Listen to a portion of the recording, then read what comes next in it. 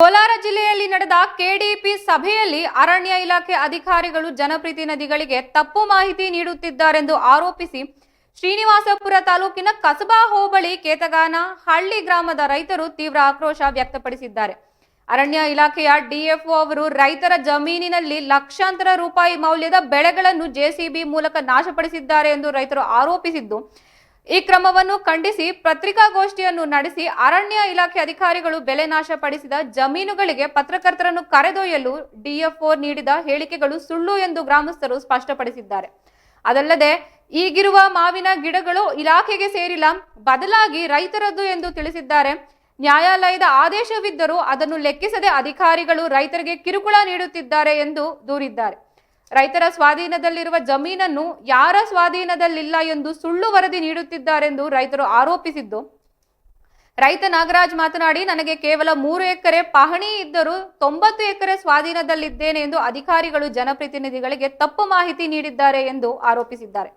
ಗ್ರಾಮದ ಅನೇಕ ಬಡ ಕೂಲಿ ಕಾರ್ಮಿಕರು ಈ ಕೃಷಿಯೇ ಜೀವನೋಪಾಯವಾಗಿತ್ತು. ಈಗ ಅರಣ್ಯ ಇಲಾಖೆ ತಮ್ಮ ಹೊಟ್ಟೆಯ ಮೇಲೆ ಹೊಡೆಯುತ್ತಿದೆ ಎಂದು ಅಳಲು ತೋಡಿಕೊಂಡಿದ್ದು, ಅರಣ್ಯ ಇಲಾಖೆಯು ಕೂಡಲೇ ನ್ಯಾಯಾಲಯದ ಆದೇಶವನ್ನು ಪಾಲಿಸಬೇಕು ಮತ್ತು ರೈತರ ಸ್ವಾಧೀನಕ್ಕೆ ತೊಂದರೆ ನೀಡಬಾರದು ಎಂದು ಒತ್ತಾಯಿಸಿದ್ದಾರೆ. ರೈತರು ಅರಣ್ಯ ಇಲಾಖೆಗೆ 8 ದಿನಗಳ ಗಡುವು ನೀಡಿದ್ದು, ಈ ಅವಧಿಯೊಳಗೆ ಇಲಾಖೆ ಸರಿಯಾಗಿ ನಿರ್ಧಾರ ಕೈಗೊಳ್ಳದಿದ್ದರೆ ರೈತರೇ ಸ್ವತಃ ಜಮೀನು ಉಳುಮೆ ಮಾಡಿ ಬೆಳೆ ಬೆಳೆಯುವುದಾಗಿ ಎಚ್ಚರಿಕೆ ನೀಡಿದ್ದು, ತಾವು ಕಾನೂನಾತ್ಮಕವಾಗಿ ಹೋರಾಟ ನಡೆಸುತ್ತೇವೆ, ನ್ಯಾಯಾಲಯದ ಆದೇಶದಂತೆ ನಡೆದುಕೊಳ್ಳುತ್ತೇವೆ, ಇಲಾಖೆ ಯಾವುದೇ ಕ್ರಮ ಕೈಗೊಂಡರೂ ಎದುರಿಸಲು ಸಿದ್ಧರಿದ್ದೇವೆ ಎಂದು ರೈತರು ಪತ್ರಿಕಾಗೋಷ್ಠಿಯಲ್ಲಿ ಗುಡುಗಿದ್ದಾರೆ. ಪರಿಸ್ಥಿತಿ ಹೀಗೆ ಮುಂದುವರಿದರೆ ರೈತರು ಪ್ರತಿಭಟನೆ ತೀವ್ರಗೊಳ್ಳುವ ಸಾಧ್ಯತೆ ಇದೆ ಎಂದು ವ್ಯಕ್ತಪಡಿಸಿದ್ದಾರೆ. ಆಮೇಲೆ ನಾವು ಸಹಾಯಕ್ಕೂ ರೆಡಿ, ಕಾನೂನಿಗೆ ವಿರೋಧವಾಗಿ ನಾವು ಸ್ಟಾರ್ಟ್ ಮಾಡಕ್ಕೂ ಮಾಡಲ್ಲ. ನಾವು ಕಾನೂನಿಗೆ ಪ್ರಕಾರ ನಾವು ಇಳಿತೀವಿ, ಸಹಾಯಕ್ಕೂ ರೆಡಿ. ಏನಕ್ಕೆ ಬದುಕಬೇಕು ನಾವು?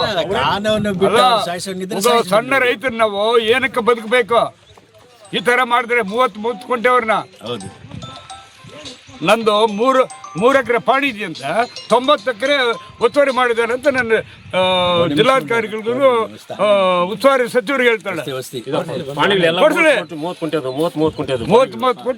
75 ಜನ